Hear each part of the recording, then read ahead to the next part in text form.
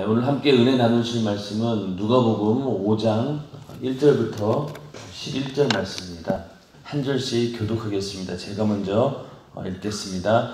무리가 옹이하여 하나님 말씀을 들을새 예수는 게네사렛 호숫가에 서서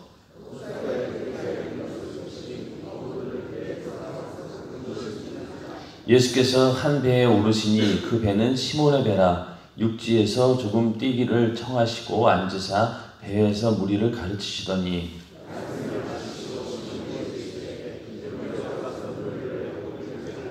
시몬이 대답하여 가로되 선생이여 우리들이 밤이 맞도록 수고를 하였으되 얻은 것이 없지만은 말씀에 의지하여 내가 그물을 내리리이다 하고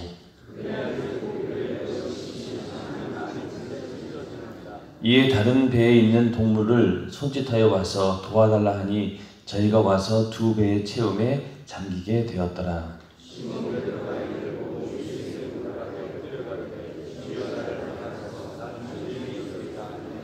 이는 자기와 함께 있는 모든 사람이 고기 잡힌 것을 인하여 놀라고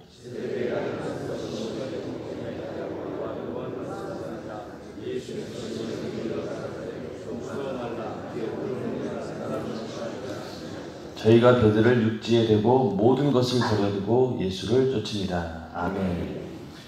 이 누가복음 5장부터는 예수님께서 제자들을 부르시는 그런 장면이 나옵니다. 5장 1절에 보면은 무리가 옹이하여 하나님의 말씀을 들을새 예수는 게네사렛 호숫가에 서서, 여기 게네사렛 호숫가는 갈릴리 호숫가를 얘기합니다. 갈릴리 호수를 다른 말로 게네사렛 호숫가라고 부르고 있는데, 예수님께서 그 4장에 쭉 나온 것처럼 하나님 말씀을 전하시고 또 복음을 전하면서 많은 능력과 이적과 표적이 나타나고 또 수많은 병자들을 일일이 다 고치시면서 예수에 대한 소문이 많이 퍼져나가게 됩니다.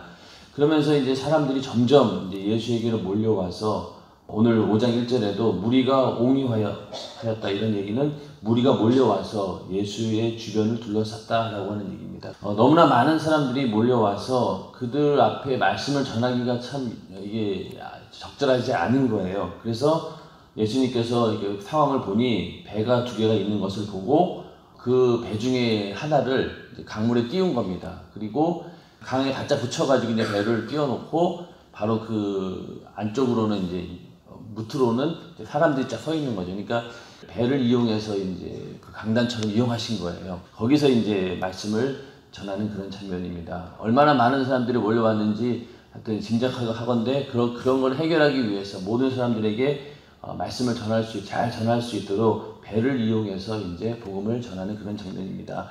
여기 보면은 하나님 말씀을 들을새 이렇게 얘기를 하고 있는데, 예수님께서 많은 능력과 이적, 병자도 고치고 귀신도 쫓아내고 이러한 능력이 있었지만은 궁극적으로 사람들이 듣고자 했던 것은 하나님 말씀입니다. 그래서 오늘날 교회라고 하는 것이 예수님의 몸인데 우리가 교회에 와서 우리는 예수를 만나야 됩니다. 지금은 우리가 예수를 직접 눈으로 볼 수 없는 그런 시대이기 때문에 오늘날 우리는 하나님 말씀을 통해서 예수를 만나는 것, 이 목적을 위해서 우리는 교회에 오는 것입니다. 예수님 당시에도 예수님의 어떤 그런 능력과 이적 이런 것 때문에 예수를 쫓아다니는 그런 사람들이 있었겠지만은 많은 사람들은 이 하나님 말씀을 듣기 위해서 예수에게 몰려왔던 것이죠. 그렇기 때문에 오늘날 교회도 교회 안에 반드시 예수가 있어야 되고, 예수가 있다라고 하는 얘기는 예수의 생명, 예수의 살과 피를 생명으로 줄 수 있는 그런 기능이 있어야 되고, 또 그러한 모든 것들이 어디에서 나오느냐?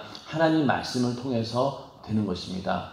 우리 연세중앙교회에도 지금까지 부흥된 모든 원인이 여러 가지가 있겠지만 그 중에서도 가장 중요한 것은 바로 하나님 말씀이 있었기 때문에, 또 그 말씀이 그냥 말씀이 아니라 그 말씀을 통해서 예수를 만날 수 있었기 때문에 오늘날 우리 연세중앙교회가 이렇게 부흥이 되었고, 또 힌돌선 수련관에서 열리는 모든 그런 사역도 하나님 말씀이 있었기 때문에 사람들이 몰려왔고 그 가운데 예수를 만나게 되었고, 또 그 말씀 가운데 따르는 능력과 표적이 정말로 성경과 똑같이 나타났기 때문에 많은 사람들이 그 생명을 얻기 위해서 온 것입니다. 우리는 언제든지 교회에 오는 목적이 바로 이렇게 하나님 말씀을 듣고 그 가운데서 예수를 만나서 그 생명을 얻고자 교회에 오는 것입니다. 항상 그것이 목적이 되어야 되지, 다른 것이 목적이 되면은 언제든지 이게 흔들릴 수가 있기 때문에 우리는 항상 하나님 말씀을 듣기 위해서 또 그 말씀을 듣고 은혜를 받고 그것으로 끝나는 것이 아니라 그 말씀대로 내가 살아갈 수 있는 그 능력까지도 우리가 얻기 위해서 교회에 와야 됩니다. 와서 그 생명을 얻고 그 말씀대로 살아가는 능력이 우리 안에 충만할 때 하나님께서 우리를 부르신 목적을 이루어내는 것입니다. 오늘 본문에도 많은 사람들이 예수에게 몰려왔는데 그것은 바로 하나님 말씀을 듣기 위해서 왔던 것이죠. 그래서 이제 그 배에 올라서 말씀을 전하시는데 그러고 나서 이제 말씀을 마치시고 이제 베드로에게 얘기를 합니다. 깊은 데로 가서 그물을 내려 고기를 잡으라 이렇게 얘기를 하고 있는데 한마디로 얘기해서 베드로의 그 배를 잠시 이용하신 거죠. 그래서 이용하고 나서 예수님께서 베드로를 제자로 부르기 위해서 그런 것도 있겠지만은 우리도 왜 하나님께 무엇이든 쓰임 받게 되면은 그것을 뭐 우리가 바라건 바라지 않던 간에 하나님께서는 거기에 대한 보상을 할 때가 많습니다. 그래서 우리는 그것을 축복이라고 얘기를 하죠. 예를 들어서 뭐 우리의 집을 또 내가 가지고 있는 여러 소유를 주를 위해서 아낌없이 내놓았을 때 당장은 아니더라도 언젠가는 하나님께서 거기에 특별한 보상을 해주시는데 그것이 영원한 하늘나라의 어떤 상으로 쌓이는 경우도 있고 또 어떤 경우에는 하나님께 쓰임받은 거에 대해서 이렇게 하나님께서 축복해 주시는 그런 경우들도 많이 있습니다. 그런데 여기 이제 베드로도 마찬가지로 말씀을 마치고 나서 이제 배에서 이제 말씀을 마치시고 시몬에게 이르면서 깊은 데로 가서 그물을 내려 고기를 잡으라 이렇게 명령을 했습니다. 가만히 생각해 보면 이제 이 그물을 씻었다라고 2절에 보면은 어부들은 배에서 나와서 그물을 씻었다라고 했거든요. 이 얘기는 결국 뭐냐? 밤새도록 고기를 잡으러 나갔다가 이제 돌아와서 이제 정리하고 이제 그물을 씻은 이제 그런 상태입니다. 그런데 이제 그렇게 이제 배가 이제 다 정리가 돼가지고 이제는 밤이 돼야지 이제 가서 또 고기를 잡으러 나가려고 하고 있었는데 예수님께서 깊은 데로 가서 그물을 내려 고기를 잡으라 이렇게 얘기를 하는 겁니다. 그러니까 이제 그 시몬이 좀 이제 베드로가 당황해서 우리가 밤이 맞도록 수고를 하였을 때 얻은 것이 없다는 거예요. 그러니까 밤새도록 고기를 잡으러 나갔지만은 아무것도 얻은 것이 없는 그런 상황이었어요. 빈배로 돌아온 거죠. 그런 상황에서 지금 나가서 고기를 잡으라고 하니 좀 굉장히 당황스러워. 왜 그러냐면은 이때 그 갈릴리 바다라고 하는 것은 굉장히 물이 맑습니다. 왜냐하면 요단강에서 이렇게 물이 공급이 되기 때문에 굉장히 물이 맑다 보니까 고기들이 다 보이는 거예요. 그러니 우리도 고기를 보겠지만은 고기도 우리들을 보는 거죠. 이렇게 맑은 물이 있을 때 그물을 내리게 되면은 고기들이 그물 내리는 걸 알고 다 도망가 버린다는 거죠. 그렇기 때문에 이 갈릴리 바다에서는 낮에 밝은 대낮에 고기를 잡는 것이 아니라 밤에 고기를 잡습니다. 그래서 저녁 때쯤에 초저녁에 바다로 나가서 밤새도록 고기를 잡다가 해가 뜨면 다시 육지로 돌아와서 이제 그물을 씻고 정리하는 이게 이제 베드로의 일상이었던 거예요. 그런 상황에서 예수님께서 지금 대낮에 이제 거기 가서 고기를 잡으라고 하니까 그동안 갈릴리 바닷가에서 오랫동안 어부로서 일해왔던 거의 뭐 전문가 수준에 있는 그런 어부로 봤을 때 이게 말이 안 되는 거예요. 이게 지금 나가봤자 더 고기를 잡지 못하는 건 뻔한데 왜 이런 말을 할까 라면서 이제 고민을 했지만은 베드로가 하여튼 뭐 믿음이 있었는지 아니면 굉장히 뭐 겸손한 사람이었는지 그렇게 수고를 하였을 때 얻은 것이 없지만은 말씀에 의지하여 내가 그물을 내리이다 이렇게 이제 믿음의 행동을 한 겁니다. 베드로가 이 당시 누가가 이 말씀을 기록할 당시 아마 굉장히 예수의 제자 가운데 후제자고 또 예수를 직접 가장 오랫동안 가까이서 모셨던 그런 사람으로서 아마 굉장히 그 사도들인데 사도 시대에 그때에도 권위가 있던 그 사람이었고 또 그러한 상황을 누가는 잘 알고 있었기 때문에 그 상황에 대해서 베드로의 어떤 믿음이나 이런 것들을 잘 기록을 한 것 같습니다. 다른 마태복음이나 마가복음에 보면은 예수님께서 제자를 부르시는 그런 장면을 보면은 굉장히 간단하게 나와 있어요. 그들이 그물을 내리고 있는데 예수님께서 갑자기 그들을 부르시고 너희는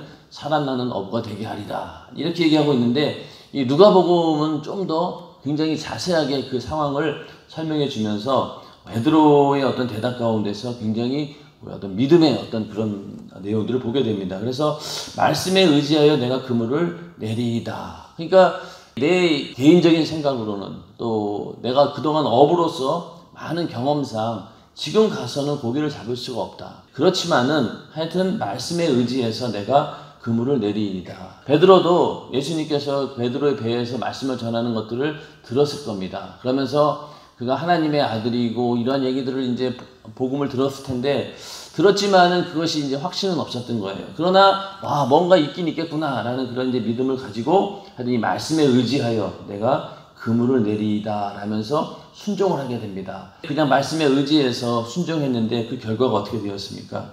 그물이 찢어질 정도로 많은 고기가 잡혔고 또 너무 이제 많은 고기가 잡혔다 보니까 자기 혼자 힘으로 안 되니 옆에 있던 다른 동료 두 사람을 불러가지고 그 사람의 도움으로 배에 가득 이제 고기를 잡아가지고 오는 이제 그런 장면입니다. 예수님께서 말씀하신 대로 행했더니 이렇게 엄청난 이적을 보게 되었던 것이죠. 8절에 가서 시몬 베드로가 이를 보고 예수의 무릎 아래 엎드려 가로되 주여 나를 떠나소서 나는 죄인이로소이다. 이런 고백을 하게 됩니다. 5절에서는 시몬이 대답하여 할 때 선생이여 이렇게 불렀어요. 예수님을 그냥 랍비 정도로 말씀에 능통하고 또 그런 말씀을 잘하는 그런 랍비 정도로 알았는데 8절에 가서는 뭐라고 고백합니까? 주여라고 고백을 하죠. 그러니까 완전히 예수에 대한 인식이 바뀐 겁니다. 그전에는 그냥 랍비 정도로 그렇게 알았는데 이제는 주여 나를 떠났어 나는 죄인이로소이다. 이 얘기는 결국 뭐냐? 내 영혼을 구원해줄 구세주 메시아가 바로 이분이다 라고 하는 사실을 고백하는 그런 장면입니다. 그래서 우리도 예수를 믿기 전에는 어떻습니까? 예수를 그냥 4대 성인의 성인 중에 한 명 정도로 알았고 기독교를 대표하는 그냥 그런 인물 정도로 알았는데 어느 날 말씀을 듣고 그분이 내 죄를 위해서 십자가에 달려 죽으신 분이다 라는 이런 복음을 들은 다음에 어떻습니까? 그때부터 우리는 예수를 주여라고 부르는데 그 말 속에는 바로 내 영혼을 구원하신 그런 분이다 라는 구세주다 라고 하는 그런 고백이 우리에게도 나온 것처럼 베드로도 예수의 이런 이적을 보면서 예수님의 어떤 신적 권위를 알게 된 거죠. 이분은 그냥 사람이 아니구나. 이분은 하나님의 아들이고 또 내 영혼을 구원하기 위해서 오신 내 죄를 담당하기 위해서 오신 분이구나 라면서 주여 나를 떠나소서 나는 죄인이로소이다 이런 고백을 하게 되었던 것입니다. 우리도 항상 예수를 볼 때 우리를 구원하신 그런 구세주로 인정하고 또 그러한 고백이 우리 안에 늘 넘쳐나기를 주님의 이름으로 축원합니다. 이렇게 해서 그 베드로는 예수님의 능력과 이적을 보면서 그분이 바로 하나님의 아들이고 그의 어떤 신성 그 하나님으로서의 그 권위를 발견하게 된 것이죠. 그때부터 예수님께서 이 베드로를 제자로 부르시면서 10절에 가서 시몬에게 일러 가라사대 무서워 말라 이제 후로는 네가 사람을 취하리라 이렇게 얘기를 하고 있는데 여기서 사람을 취한다는 말은 영혼을 구원하는 사람 낚는 업으로 사용하겠다라는 그런 이야기입니다. 사람을 취하는 사람을 낚는 업으로 이제 부르시게 되면서 그들의 삶이 이제는 어부가 아닌 사람을 낚는 많은 영혼을 구원하는 그런 일을 담당하는 예수의 제자가 되었다라는 것을 우리는 성경을 통해 볼 수 있습니다. 우리가 하나님 말씀에 의지하여서 그물을 내린다라는 이 말씀은 오늘날도 동일합니다. 우리가 하나님 말씀을 듣고 어떤 이제 우리가 어려운 상황이 있고 또 인간의 힘으로 내 힘으로 도저히 할 수 없는 그런 불가능한 문제가 있을 때 하나님 말씀이 우리에게 해답을 주는 경우가 있습니다. 그런데 그 말씀을 어떤 경우에는 그래 이렇게 하면 되겠구나 라고 이제 딱 맞아떨어지는 경우도 있지만은 어떤 경우에는 도무지 내 생각하고는 맞지 않는 경우가 많이 있죠. 어떤 사람들은 내가 생각하는 거와 완전히 다른 답을 준다 할지라도 거기에 이 베드로처럼 말씀에 의지하여서 그물을 내린 것처럼 그렇게 순종하는 사람들이 있고 어떤 사람은 절대로 자기 생각을 포기하지 않는 그런 사람들이 있죠. 이게 완전히 갈라집니다. 그러다 보면은 어떻게 되냐면은 어떤 사람들은 꼭 자기의 생각과 맞는 그런 말씀에만 순종하는 그런 사람들이 있죠. 그런 사람들은 어떻게 보면은 진정한 예수의 제자는 아닙니다. 그냥 예수를 쫓고 예수를 좋아하고 뭐 그런 거는 좋아하는 그 정도의 수준인 것이지 어떤 경우에도 예수의 하나님 말씀을 쫓는 그런 예수의 제자들은 아니란 얘기죠. 예수의 제자가 되기 위해서는 이렇게 말씀에 의지하여서 내 생각과 나의 어떤 이론과 내가 가지고 있는 여러 가지 지금까지 경험 이런 것들을 다 내려놓고 온전히 주님 말씀을 쫓을 수 있는 그런 사람들이 제자다라고 하는 것을 오늘 본문을 통해서 보여주는 겁니다. 이 베드로가 했던 이 모든 행동이 자기가 한 것 같지만은 하나님께서는 예수의 제자가 되려면은 이런 믿음을 가져야 된다라는 것을 보여준 것이죠. 그래서 우리의 삶 가운데도 이게 하나님 말씀인데 이 말씀에 이걸 순종해야 되나 말아야 되나. 그래서 많은 사람들이 현실의 어떤 상황이라든가 나의 생각, 내가 가지고 있는 견해 이런 것들을 버리지 못하고 결국 하나님 말씀을 외면하는 그런 경우들이 굉장히 많이 있습니다. 교회에 와서 예배는 드리면서도 하나님 말씀을 내가 가려가면서 순종하는 것이죠. 어떤 부분에 대해서는 절대로 나는 이거 하나님 말씀을 받아들일 수 없어 라고 이게 바리케이트를 쳐놓고 더 이상 그 이상 넘어가지 않는 그런 경우들이 굉장히 많이 있습니다. 자기에게 축복해 주시고 또 나에게 이렇게 도움을 주고 나에게 어떤 평안을 주고 기쁨을 주고 이런 어떤 말씀에 대해서는 막 은혜를 사모하면서 정작 하나님 말씀대로 살아가야 되는 부분, 현실에 부딪혀가지고 뭔가 내가 손해를 보는 그런 경우에는 하나님 말씀을 버리는 그런 경우들이 굉장히 많이 있습니다. 우리 연세중학교의 성도들이야 주일 성수 같은 경우는 당연히 생각하고 하나님 말씀대로 살아야 된다라고 강하게 이렇게 믿음을 갖고 있지만은 많은 사람들이 주일 성수라든가 예배 자리에 오는 것들을 직장의 일이라든가 또 여러 가지 뭐 사업의 문제 이런 거로 인해서 그냥 포기하는 경우들이 굉장히 많이 있죠. 그 얘기는 결국 뭐냐? 하나님의 말씀보다 내 상황에 더 높은 권위를 둔다는 얘기죠. 예를 들어서 직장 상사가 하는 말을 더 큰 권위에 두고 하나님 말씀보다 더 큰 권위에 둔다는 얘기죠. 항상 이렇게 상황에 휘둘리다 보면은 결국 하나님 말씀대로 살아갈 길이 없는 겁니다. 그런데 어떤 사람들은 그런 가운데서 어떻습니까? 하나님 말씀을 지지하죠. 하나님 말씀을 지지하는 순간 나에게 어떤 손해가 올지 내 머릿속에 계산이 돼요. 그럼에도 불구하고 우리는 하나님 말씀을 쫓게 됩니다. 그러면은 그 상황이 없어지는 건 아니에요. 예를 들어서 직장 상사의 말을 내가 무시하는 것이 아니라 하나님 말씀을 더 큰 권위에 두고 말씀대로 내가 했다라고 했을 때 직장으로부터 또 가족들로부터 핍박을 받을 수도 있고 또 어려운 일을 당할 수도 있겠죠. 그러나 그런 믿음을 가지고 끝까지 그 믿음대로 나갈 때 오늘 예수님께서 이런 놀라운 이적을 보여주신 것처럼 우리의 삶 가운데도 하나님의 놀라운 이적이 나타나고 그로 인해서 내가 선택했던 이 길이 맞았구나라는 것을 확신시켜 줄 때가 많이 있다는 것입니다. 그렇기 때문에 우리는 어떠한 상황이 온다 할지라도 그런 갈등 가운데서 우리는 하나님 말씀을 선택하는 지혜가 있어야 됩니다. 그게 믿음이고 그 지혜를 우리가 잘만 하나님 말씀대로 순종하게 되면은 정말로 우리가 생각지도 못했던 큰 복을 받게 되는 것이죠. 베드로가 이렇게 예수님 말씀에 의지해서 고기가 이 배에 2배에 가득 찰 정도로 이렇게 많은 물고기를 잡을 것이라고 감히 상상이나 했겠습니까? 그런데 예수의 말씀에 의지했을 때 이렇게 큰 역사가 일어난 것처럼 우리도 하나님 말씀을 지지하고 또 거기에 따를 때 우리가 생각하지 못했던 어마어마하게 큰 하나님의 축복이 우리에게 있다는 것. 그것이 눈에 보이는 현실적인 복은 아니더라도 가장 중요한 것은 내 영혼의 때에 큰 부유로 남아있다라고 하는 사실. 그것을 믿음을 가지고 항상 우리는 말씀에 의지해서 모든 행동을 해야 될 줄로 믿습니다. 그래서 우리의 삶 가운데 이 베드로의 어떤 믿음처럼 예수님께서 무슨 말씀을 하든지 간에 그 말씀에 순종하는 그런 믿음이 필요하다는 얘기죠. 최근에 이제 목사님의 저서 가운데 결혼 세미나 책이 이제 나왔는데 책을 이제 제작하는 과정 가운데서 가장 어려웠던 부분은 이게 현실과 맞지 않는 부분이 굉장히 많았어요. 물론 이제 결혼하기 전에 청년들도 그렇지만 결혼한 사람들 입장에서는 지금까지 또 그렇게 살아왔고 그러다 보니 이게 과연 현실과 맞을까라는 거에 대해서 굉장히 많은 고민을 했습니다. 그런데 담임 목사님께서는 단호하게 얘기를 하셨던 거죠. 사실은 그렇게 얘기해서 청년들로부터 괜한 그런 오해를 살 수도 있고요. 말도 안 되는 이야기라면서 오히려 청년들이나 많은 사람들이 그것을 거부할 수도 있었겠죠. 그런데 그 결과는 반대로 드러났습니다. 많은 사람들이 거기에 대해서 지지하는 사람들이 더 많았고, 그래, 맞아, 이것이 현실로서는 이렇고 세상의 어떤 기준으로는 이렇지만은 하나님 말씀은 그렇지 않구나 라는 것을 분명히 알게 되면서 거기에 결혼에 대한 올바른 가치관을 성경적으로 가질 수 있다고 하는 것. 그런 것들이 현실에서 부딪히는 문제 가운데서 우리는 하나님 말씀을 지지할 수 있는 그런 용기가 필요하다는 얘기죠.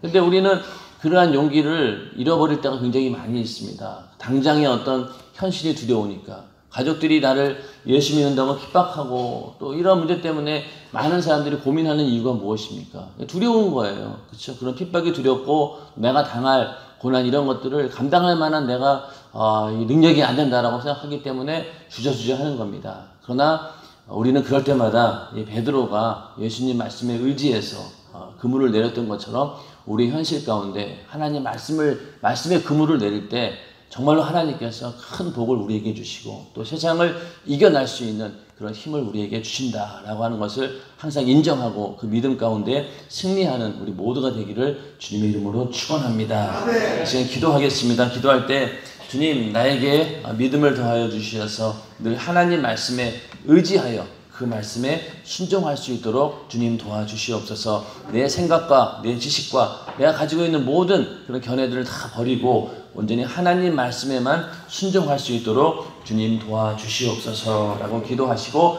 이 일을 방해하는 악한 영의 역사 예수 이름으로 떠나가도록 기도하고 항상 하나님 말씀에 순종해서 예수의 제자가 되는 삶을 살게 해주시옵소서라고 기도하시고 또 담임 목사님의 강건함을 위해서 또 오늘부터 진행되는 직분자 세미나를 위해서 이 시간 주여 삼창하시고 기도하겠습니다. 주여 주여 주여